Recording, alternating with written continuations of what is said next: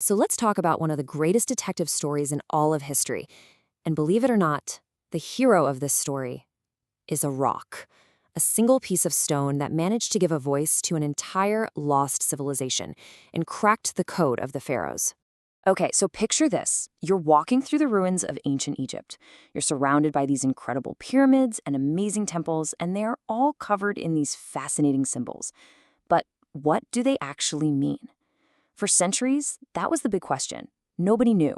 The entire story of this amazing civilization was just lost. It was locked away in a language that nobody, and I mean nobody, could read. Yeah, that's where our story really kicks off. We're looking at this massive historical puzzle. For 1,400 years, an entire culture full of unbelievable stories was just silent, and all because of a language that had become a total mystery. Right, and these are the culprits, hieroglyphs. For the longest time, people got them completely wrong. Scholars thought they were just, magic symbols or some kind of mysterious picture code, not a real structured language. They'd see a bird, an eye, a squiggly line, and had no clue that these symbols actually represented sounds and ideas, kind of like our own alphabet does. And that's a huge deal, right? It meant the whole story of the pharaohs, what they believed, their biggest victories, even just their day-to-day lives, was a complete blank. It was like their entire history was locked inside a giant vault, and the key had been missing for over 1,400 years. But then, something happened. In 1799, a completely accidental discovery changed everything. A single stone was found, and it turned out to hold the secret, the key to unlocking it all. So here's how it went down. In 1799, you've got these French soldiers in Egypt. They're just building a fort near a town called Rosetta, and boom, they stumble on this big, heavy slab of dark rock. They almost missed it, but then they saw it was covered in writing. They knew right away this was something special. And that 1,680-pound artifact? Well, today we call it the Rosetta Stone, and it's easily one of the most famous museum pieces on the entire planet.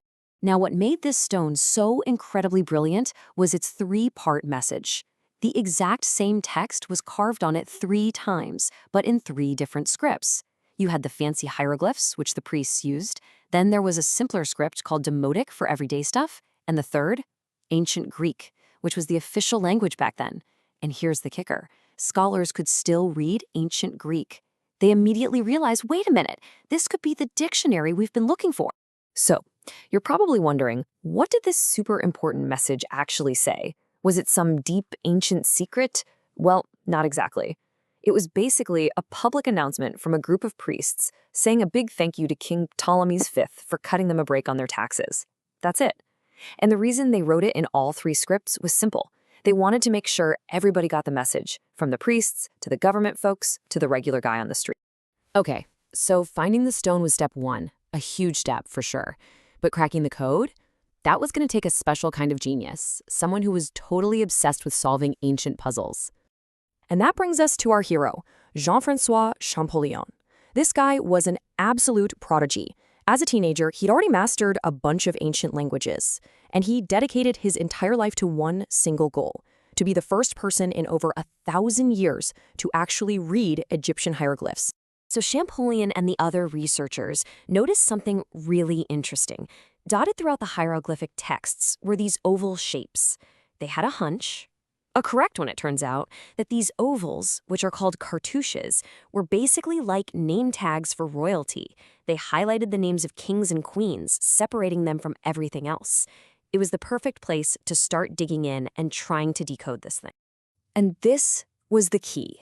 This was the big breakthrough moment. Champollion knew for a fact that the name Ptolemy was in the Greek section.